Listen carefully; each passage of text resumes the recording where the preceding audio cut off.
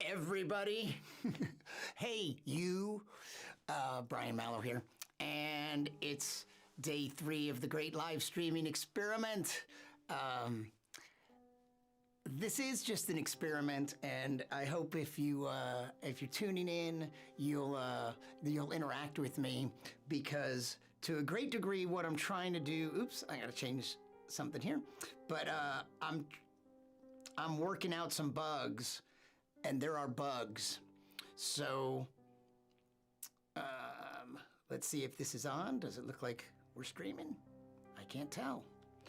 I hope we are. There it is. It looks like we are. And so I did prepare a couple new video clips from an interview I did with Alan Stern.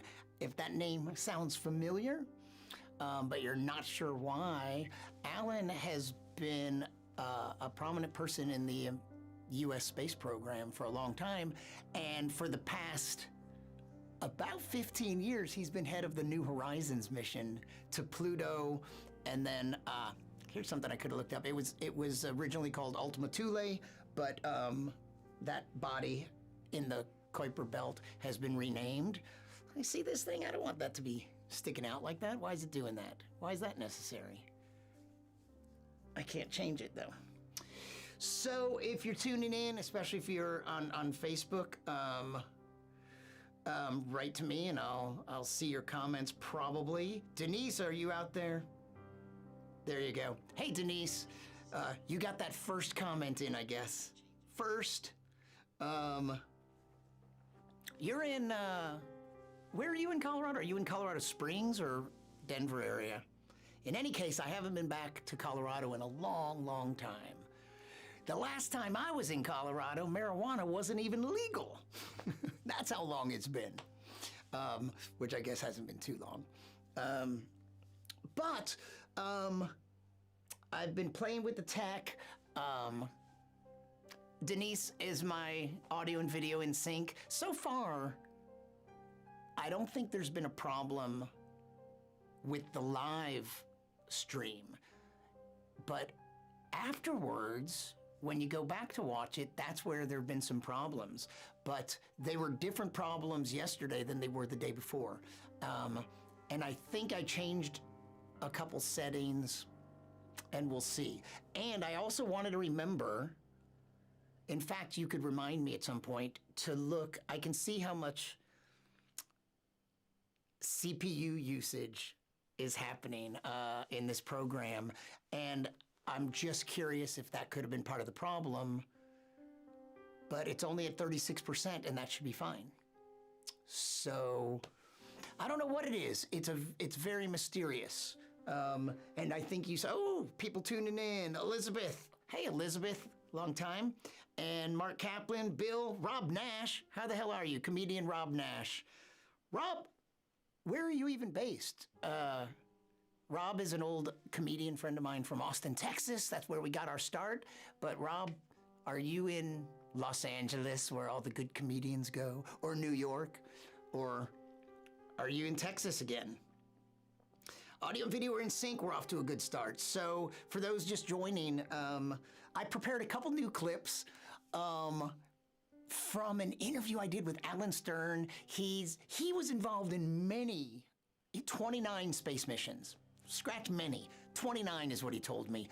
And so I had via Skype, a great like 40-minute interview with him after I met him at Starmus. Well, actually, for the second time. I had met him previously, so it wasn't technically meeting, but saw him, and then shortly after that, we did a Skype call.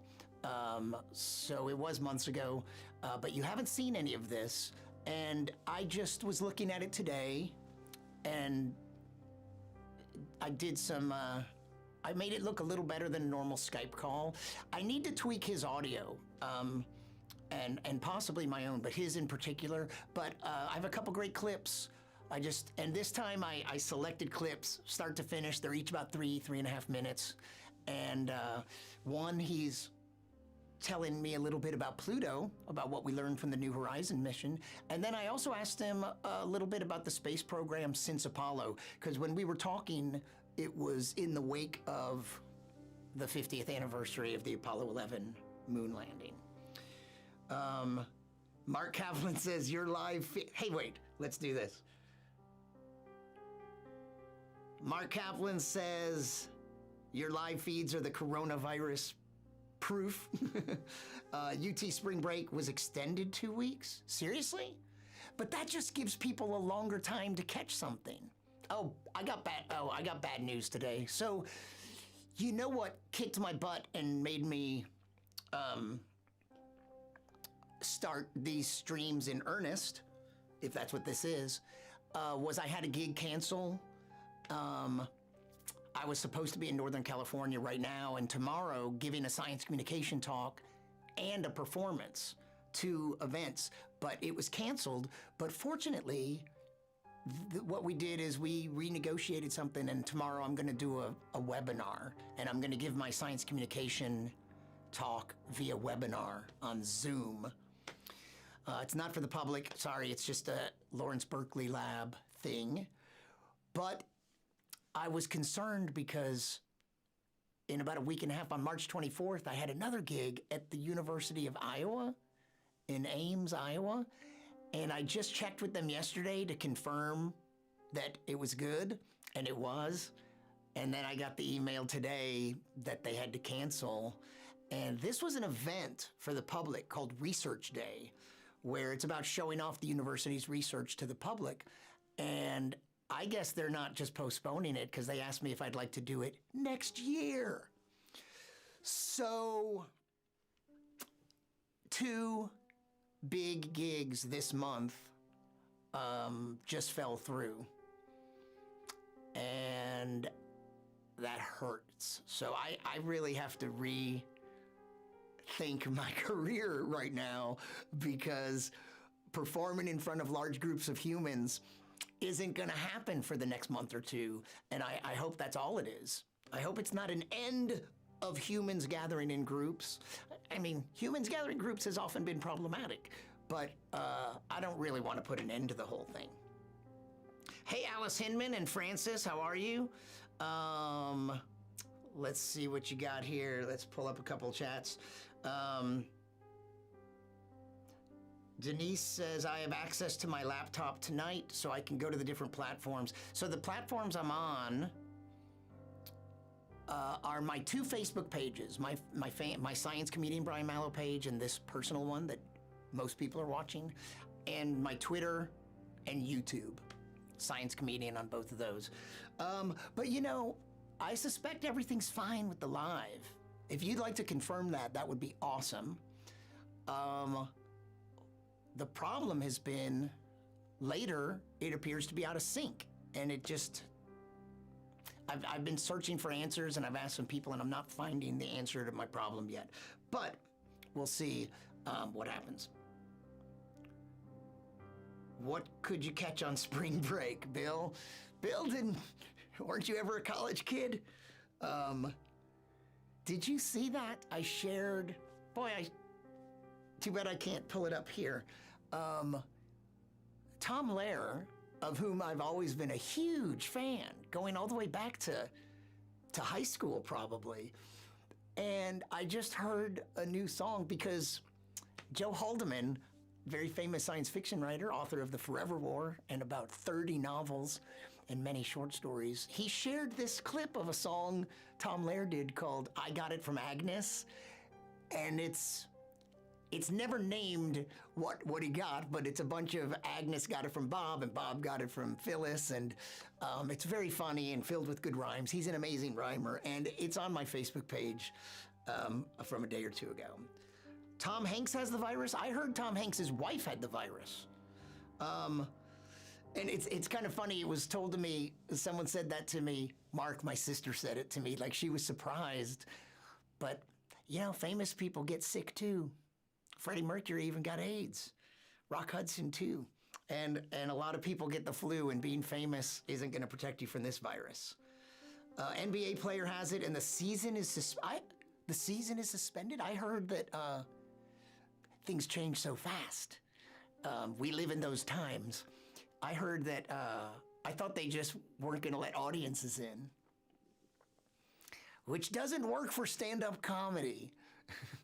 A comic alone on stage with no audience. The Houston Rodeo was canceled. I saw my friend Corey Gomel posted about how the rodeo, before people mock it, is really, there's a lot of good bands he's seen. And I remember when I was a little kid, we went to the rodeo at the Astrodome, and we chose the night that David Cassidy was the musical performer. Because my sister and I were big Partridge Family and David Cassidy fans. So. All right. Yeah, Bill, of course you're a huge Tom Lehrer fan. That song's in the box set. I don't have his box set. The album that I really knew and loved is An Evening Wasted with Tom Lehrer. And the live versions on there are better than the studio versions, especially like Poisoning Pigeons in the Park, The Masochism Tango, Oedipus Rex, classic song. We Will All Go Together When We Go. Another possibly relevant one. I love that album. So, if you guys have some questions, it's fun for me if this is interactive, because when I get into the swing of things, I'll prepare some material for this. I have some plans. Right now, I just feel like we're beta testing. You're in on the ground floor. You're seeing the warts and such. And so I'm not preparing a lot of material, but I did bring, well, you know what? Just one more time, and since it's only 30 seconds, if you didn't see this yesterday, when I was at this amazing Starmus Festival last summer, during the dress rehearsal, I captured something that didn't happen during the show, and so you can only see it here. So let's watch it one more time. It's the amazing guitar god Steve Vai backing up Chris Hadfield, the Canadian astronaut who commanded the ISS once or twice and made several flights. He was a fighter pilot, then an astronaut, and he plays guitar, and he played a Space Oddity and made a little rock video while he was on the International Space Station. So I got to bring him on stage. We talked for a minute, then he played Space Oddity. And during the dress rehearsal only, Steve Vai sat in, and this is what happened. Detach from the station and make us love be with you.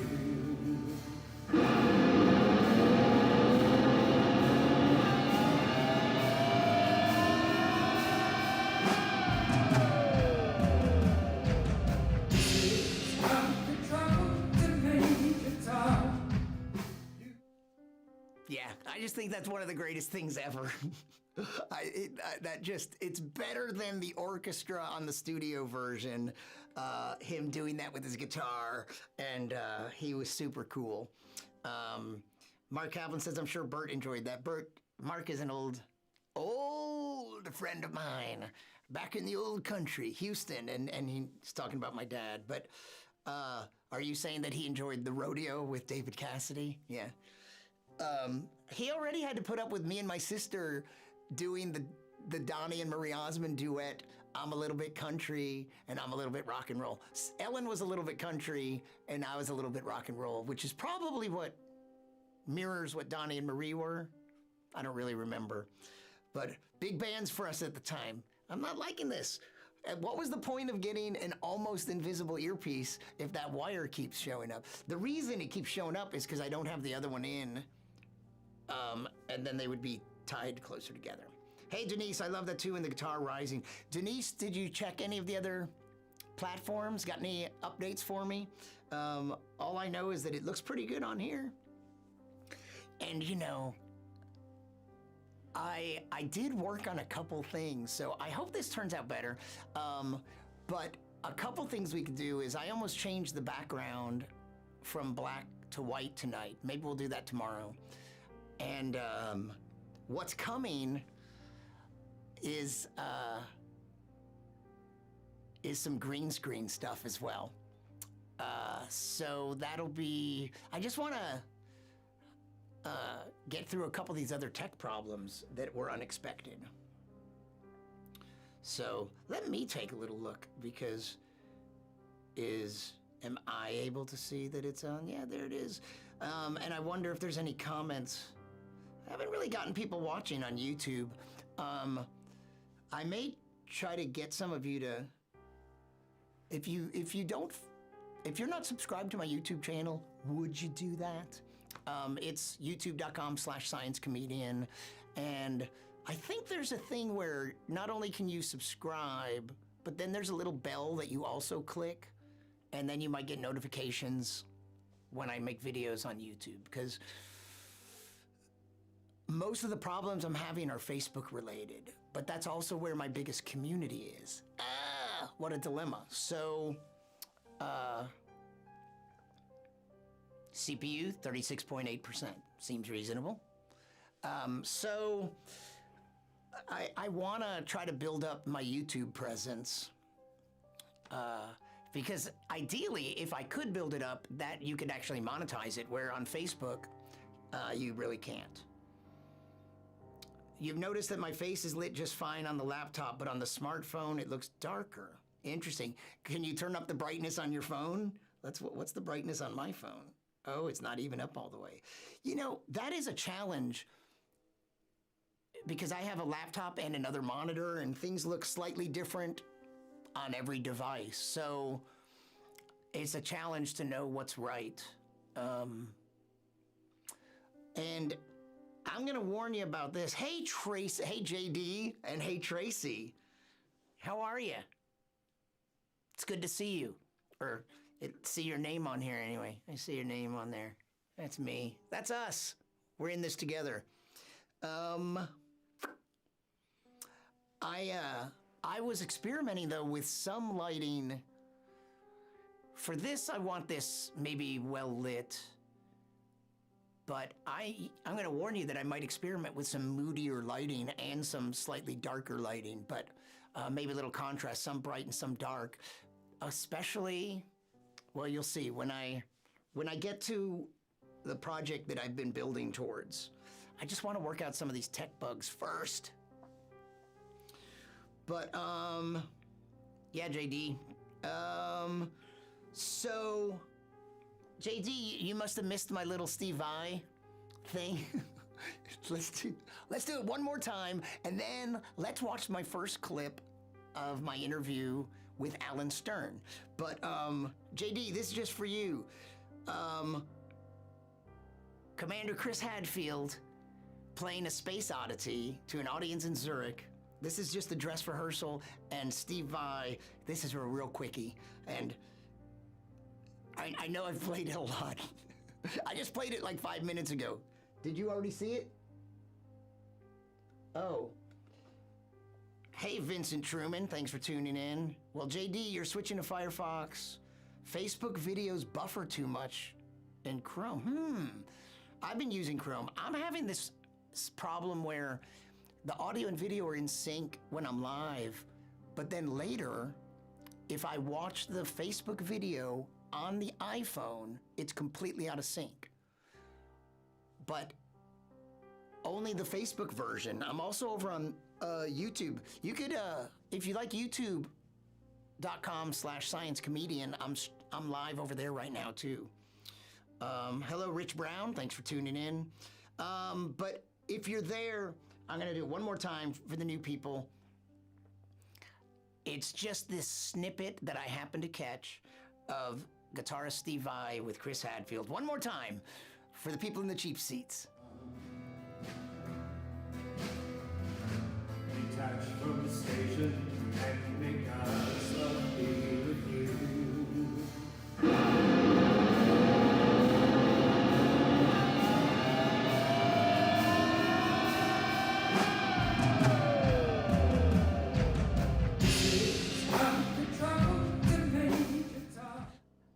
I just think that's the greatest thing in the world.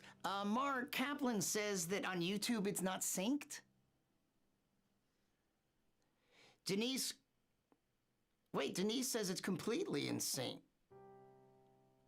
Okay, Denise, what device and browser are you using on YouTube? And Mark Kaplan, what device and browser are you using on YouTube? And in fact, it would be useful to me if you ever, like, after this is over, but maybe wait an hour. But if you go back or tomorrow and look at this, I'm except that I might take it down if it's terribly out of sync, because it's just embarrassing and unprofessional. But okay, you're on a laptop on Chrome. What kind of laptop? Mac or PC? And Mark Kaplan, you were watching on a phone on Facebook. What kind of phone, please? What platform? Is it Android or is it iPhone?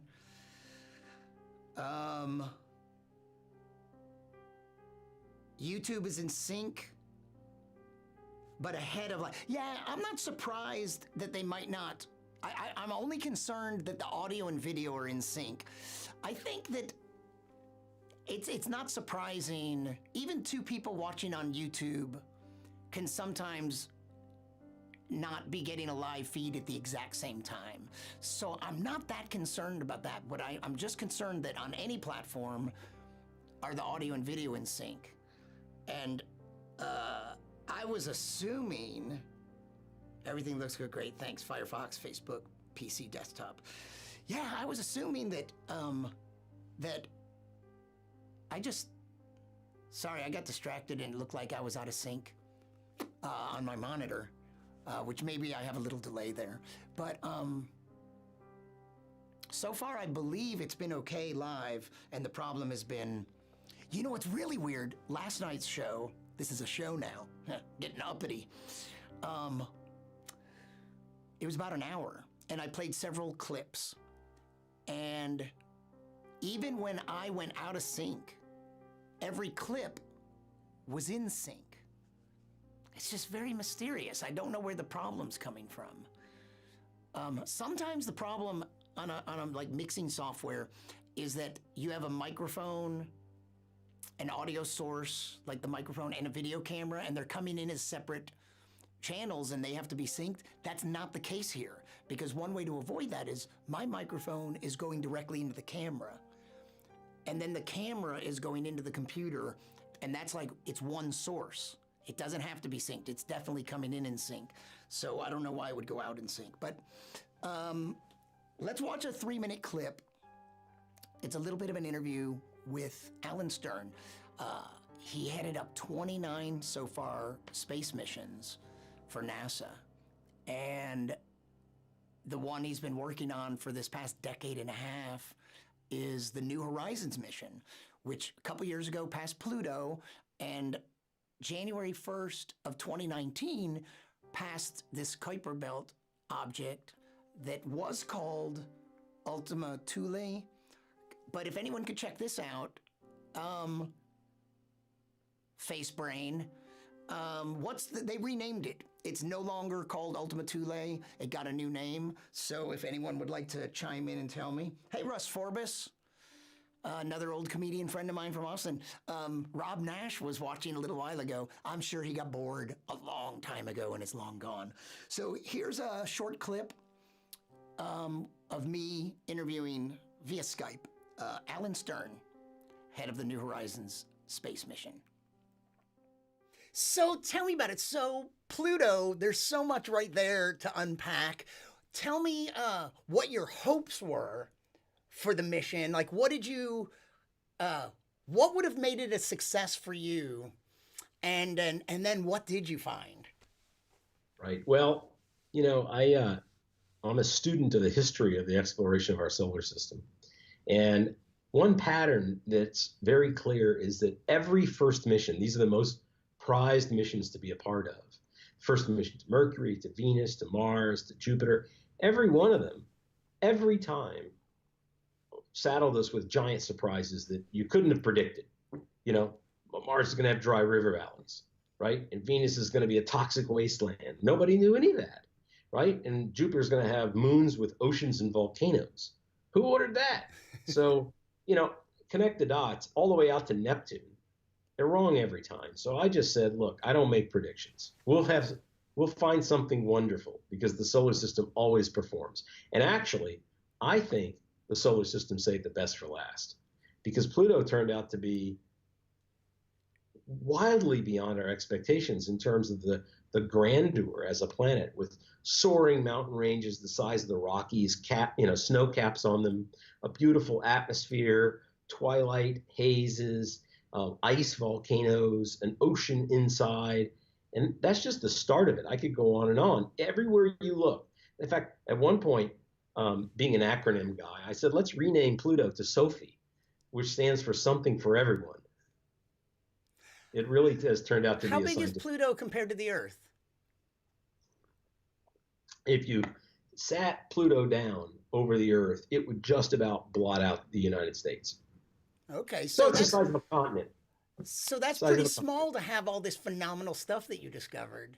And usually, you're absolutely right, Brian. Usually, the smaller the place, the less complicated. It might do one thing, but in general, worlds like the Earth and Mars way beat things the size of Pluto because it's smaller. And that's not surprising. Look at all the varied geology on the United States, but that doesn't hold a candle to all the varied geology on the whole planet. But we got to Pluto and it upended the paradigm. Here was a small place, what is it, 12 million square kilometers, like the United States, and it had more complexity per square kilometer than anything we'd ever seen, except the Earth and Mars. Can you tell me a couple of your favorite things that you discovered that New Horizons revealed about Pluto? Everything, you always hear that hackneyed phrase, we're going to rewrite the textbook. I mean, for Pluto, there was no textbook. We wrote it from scratch. So everything we found, just the fact that Pluto is so alive geologically, which no one expected, with moving glaciers and avalanches going on and atmospheric meteorology and snowstorms and, a convecting ice shell. It's just an amazing place. It's really a sci-fi planet. Incredible. Oh, I didn't know it was over. But that's Alan Stern, head of the New Horizons space mission, and I spoke to him, I think, in August, and that was via Skype. And Denise Kennedy has answered my question, which is that Ultima Thule is now called Arakoth. It sounds like a desert planet from Dune or something. It sounds very science fictional. So, Carol Ann is watching and Rick Romero, or at some point they were. Thanks for tuning in. If you're out there, say something, ask me a question. I'm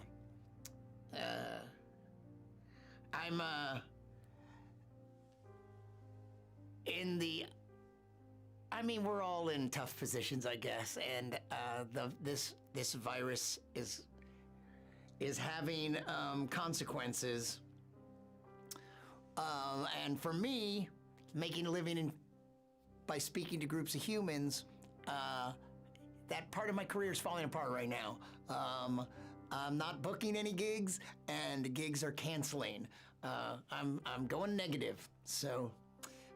Tomorrow I am doing a webinar in place of one gig, but I just lost a very juicy gig for a week and a half from now. That sucks. Is that a first world problem? No, it's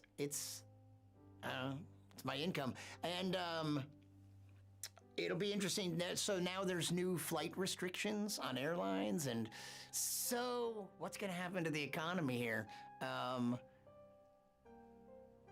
Starting with all these crews. Of course, the multi-billion-dollar companies are going to get bailed out, but you and me, we're not going to get bailed out. That would be socialism. But if we bail out a big corporate friend of the administration, then that's apparently not socialism. JD Max says, I highly recommend the book Chasing New Horizons, Inside the Epic First Mission to Pluto by Alan Stern and David Grinspoon. And David Grinspoon is a very interesting guy as well. So yeah, I know of their book, but I haven't read it. Even though we know how the story ends, the book is a real nail biter. Cool. It's an amazing mission that almost didn't happen over and over again. Yeah, one of the things that's so fascinating, they pitch the idea and they start trying to get it done so many years before, even years before they can start building it, let alone launching it. So space missions are fascinating that way. I might talk about that in the next clip. I don't remember. I did discuss that with Alan, but he was super cool to talk to. So I'll be putting out those clips soon, and probably the full or a very lightly edited, because I just watched the whole interview today, and we talked. There was a little personal stuff at the beginning and end, but I don't think I want to edit anything out. I thought it was just. It's 40 minutes long, but I really liked it. But I'll probably put out the whole thing and some short clips. So, let's listen to the second clip of his. And we had been talking about, because this was in August, and we had been in an event that was really close to the 50th anniversary of the Apollo 11 landing, from 1969 to 2019. And so we talked a little bit about Apollo, and at the time he was a little kid, but he was in grade school, and he watched it, but he was already he was already interested in space. And I think that's the starting point of this next clip. We talked a little bit about his experience, and I'd asked him if he always wanted to be a scientist or if he always knew he wanted to do space stuff, and how he settled in this area. So here's my second clip, talking about the space program since Apollo with Alan Stern. And did that influence your decision, or were you already hooked on space and science? I was done way before that. Somewhere a few years before that, I got the bug for astronomy and space exploration. And maybe there's a fine line between being in the groove and stuck in a rut, but it's all I ever wanted to do. Excellent. And within astrophysics and astronomy, that's really broad. How did you settle on planetary science and like our solar system? Because there's so many things you could concentrate on. Right. Well, what I really like about the planets and the study of the solar system is you can actually go to these places. The distances to the stars are so much greater that I knew even as a kid growing up that we would never send spaceships to those places. And every time, as we talked about earlier, we sent a first mission somewhere and we found out how wrong we were. I became convinced, like with astronomy and faraway things, there's no hope to get it right, despite brilliant people working on it with amazing tools.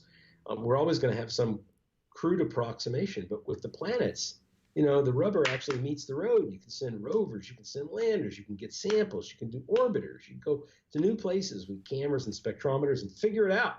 And that's what I wanted to do. And the United States has led the entire opening era of solar system exploration. Over 50 years, as you say, all these different Congresses and administrations and NASA leaders and so forth. And I think for all history, this couple of generations, basically our parents' generation of scientists and engineers and ours, we opened the solar system. And, this is where Star Trek begins. This is the best stuff there is. Yeah. And in these intervening years since Apollo 11, besides New Horizons, what are some of the greatest in your estimation, what do you think are some of the greatest achievements of our space programs? What isn't? I mean, think we've revolutionized communications on the planet. We've revolutionized weather and climate forecasting. We've revolutionized surveillance, which means we live in a safer world, right? None of this kind of guesswork, back Cuban Missile Crisis time stuff, right? Can't be surprised the same way anymore. We've revolutionized knowledge, written the textbooks from scratch. We've had humans walk on another world. We put driverless cars, robots driving around Mars, right? We're planning for missions to ocean worlds. I mean, it sounds like science fiction, It but does. it's It's not. incredible. We do And the stuff. And Hubble, the increase of knowledge oh, from I all love these that. from space And, telescopes. and we build these, and the technologies that come out of it, are they're just tremendous in terms of that the whole reason we had a miniaturized electronics and home computers and cell phones to begin with is because of the need to miniaturize things for space exploration. But the best is that so many kids get turned on to STEM careers in engineering and science, computer science, mathematics, electrical engineering, mechanical engineering, physics, all the things that fuel our tech economy. They get hooked on all this hard stuff because space exploration is such a magnet. And then almost everybody goes out and does other things. They invent the internet, or some app or whatever it might be. But really, space, I think, is the spark for so many people. That's probably the best spinoff. The best, the best thing we've ever done is all the people we've inspired that have made the tech revolution that's the world we live in today. Excellent. And that's the groundwork for the future. So have you? All right. So once again, that was Alan Stern, head of the New Horizons space mission to Pluto and beyond. And hi, Mike Madden out there. I didn't know you were out there on YouTube. And let's take a look at a couple comments. What do we got? Can I see Mike's? Mark says it's time to write a book, and you're not wrong. Hey, Bill, you said you haven't been hit hard yet, but all your friends that work corporate speaking and performance are in big trouble. But you do so many shows. How you seem to be on stage so often. How have you not been hit? Have you been doing library shows and Magic Club shows? How have you not been hit hard yet? Yeah, that was an awesome clip. Science fiction and other oxymorons. Denise said she's sorry it's affected my livelihood. Yeah, so it's kind of weird. The weird thing I was thinking about on a different time scale that it reminded me of the experience of experiencing an earthquake is that we have the weirdness here is there's so much weirdness, but one of the weirdest things is that we have no idea how long it's going to last. Like, for all we know, things will calm down in a few weeks, but we don't know. And if you've ever experienced an earthquake, if this is on a really short time scale though, but it's such a bizarre experience that when it starts, it can be kind of terrifying. And if it lasts several seconds, a couple seconds in, you're wondering, is this about to end or is this the start of something really bad? And then in my experience, I've never experienced a really bad one. So, but I did live in California a long time, in LA and San Francisco, and I experienced many short ones. I mean, one, like the building I was in just sort of shifted left and right. Chink, chink, really quick. That was it.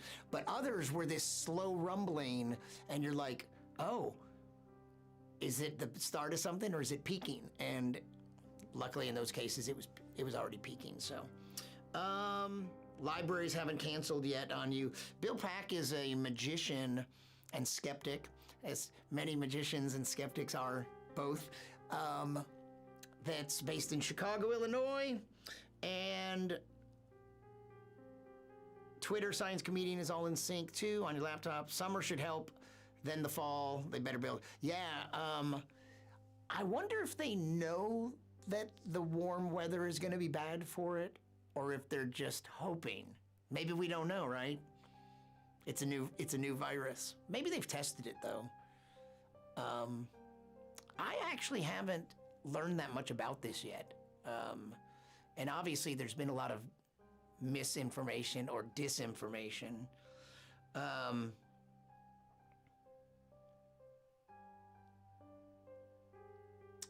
But yeah, I do have some other good stuff with Alan Stern, but I didn't prepare it for this evening.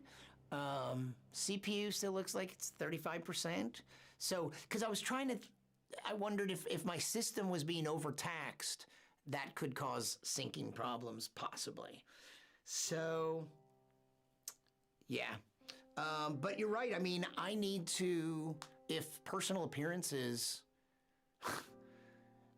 are going, and the past 4 years, every summer I've gone to Lindau, Germany for the Lindau Nobel Laureate meeting. And the scale of it is usually it's been like 400 to 600 young scientists from like 80 countries. And then a group of a couple or few dozen Nobel laureates.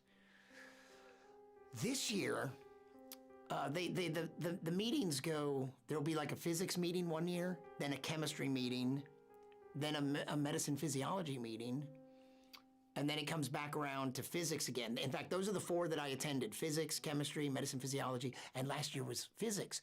But this year is multidisciplinary. They do these every like 5 years, where it's all 3 of those science areas. And it was, I don't know how many young scientists from 100 countries were accepted, and something like 70 Nobel laureates. I might be wrong about that, but something crazy like that. That happens at the end of June.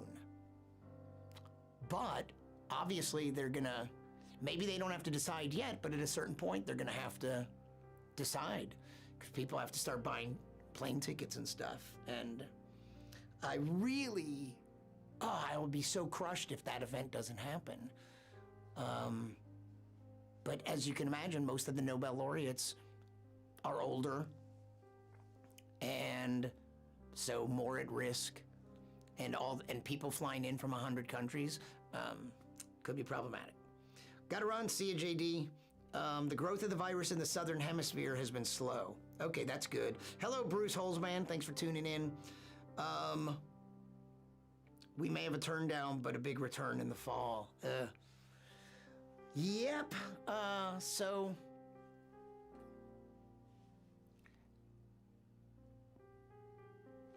I guess, I don't know if I told you this, but a week and a half ago, I was sick. If it was a cold, it was really bad. I think it was a cold. I do not have a thermometer, so I didn't take my temperature. I do not know if I had a fever, but I had 2 really rough days. I had a flu shot this year, but that doesn't guarantee you won't get the flu. So I had traveled, not internationally, just to New Mexico. And for people that don't know, that's in the United States. And when I came back, and here's one little tidbit that's tantalizing. The first case of the coronavirus in my county here in North Carolina, they mentioned the date that he was at our airport, RDU, Raleigh-Durham Airport, and I was at the airport 2 days after him.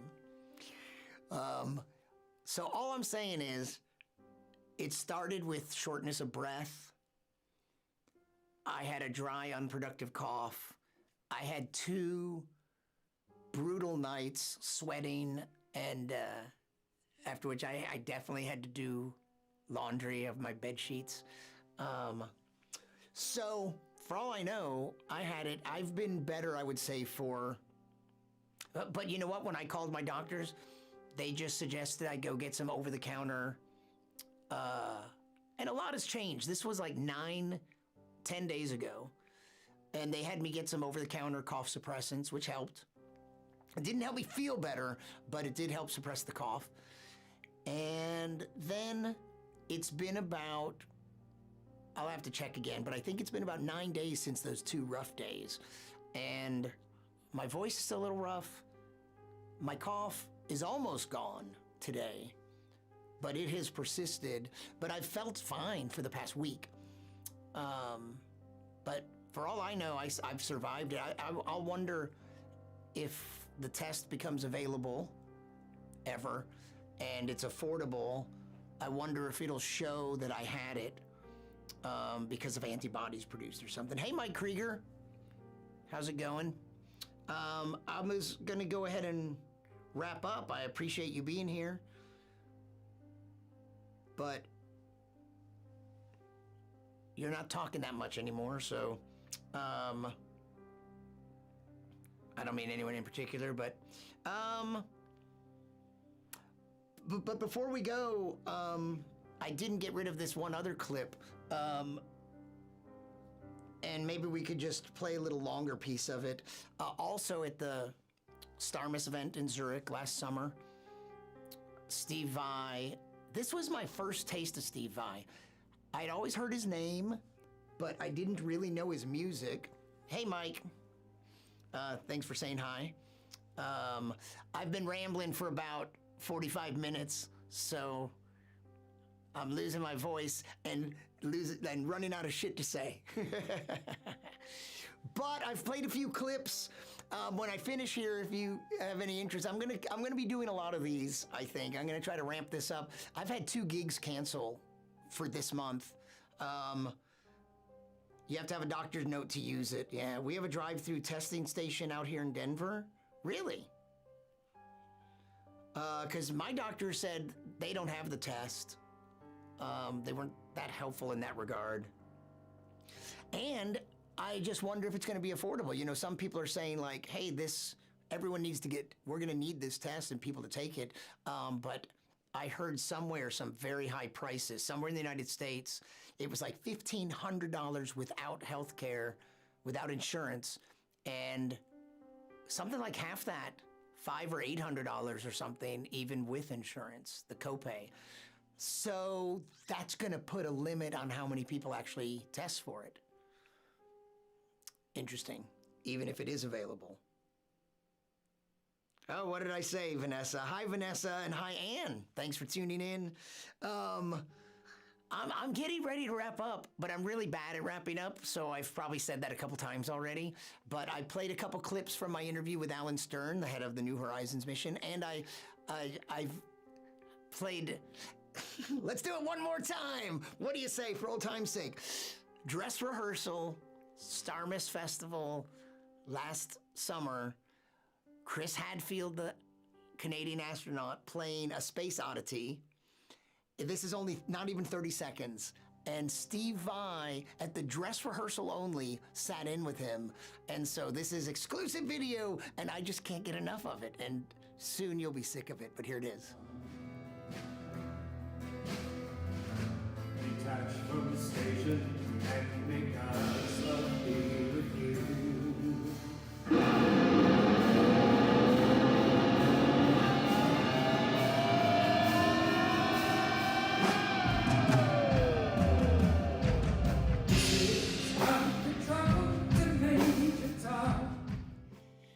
See what I mean? I love that. But maybe when we go out, what I'll do is I still have another clip of Steve Vai. So I was saying that I always knew his name, but I didn't know his music. And then at this dress rehearsal, I knew I was co-hosting this opening ceremony. So I knew during the show I wasn't going to be shooting anything because I was emceeing. And at the dress rehearsal, at this particular moment, I wasn't busy, and they were running through his song, and it's Hans Zimmer with a 42-piece orchestra and a 32-piece choir. No choir on this song, but it's a Steve Vai song. I'm so close to Steve's amp that you can't hear the orchestra very much, but you'll see the conductor. You might see the violinist. There is this amazing soloist on violin. And interesting. Okay, Mark, back to Netflix. Thanks for. I competed with Netflix for a minute there. Denise has said in Colorado, in Denver, they have a drive-through testing station, and you have to have a doctor's note to use it, but it's free with the doctor's note. Fascinating. Good for you. You got the marijuana and you got free testing.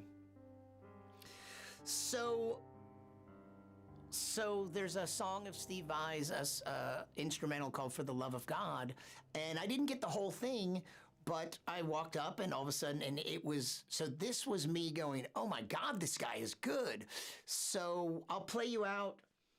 Thanks for tuning in. I really appreciate it. If you, you're probably watching on Facebook. If you would go to my YouTube channel, I'm streaming live on Twitter and on YouTube, and I'd love for you to subscribe to my YouTube channel. And I think you have to do subscribe and then click the little bell if you would. And I'm going to try to build something there on YouTube, and it's going to probably take a long time.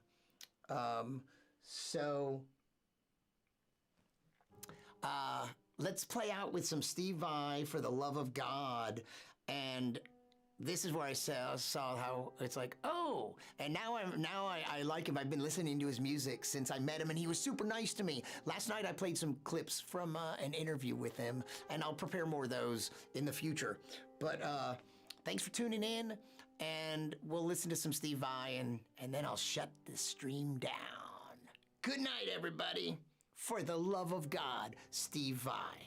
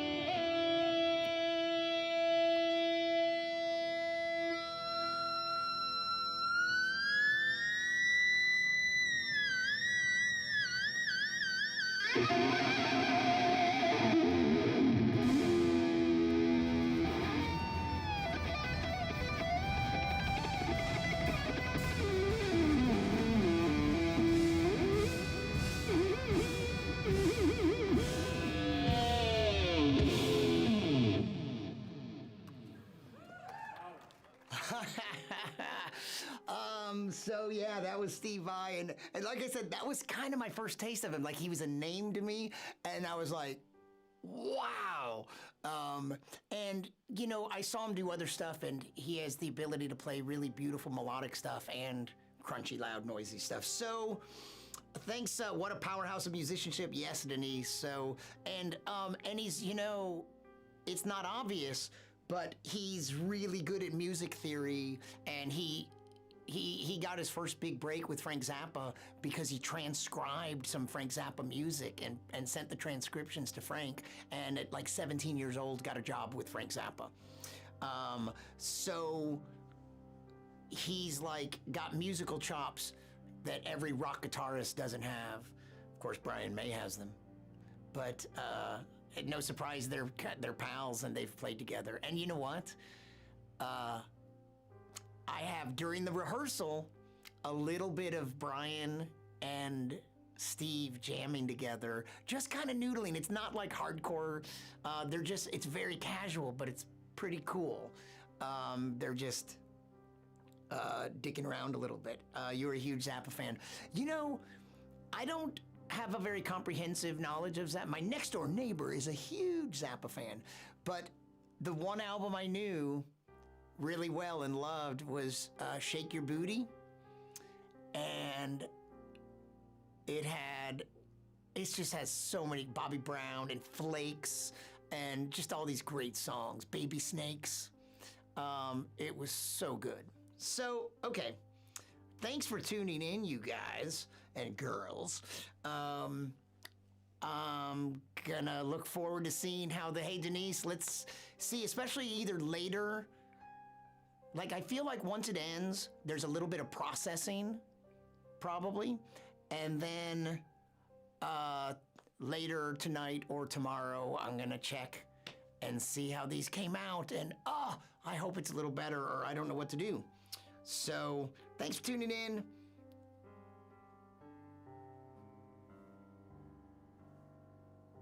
Good night.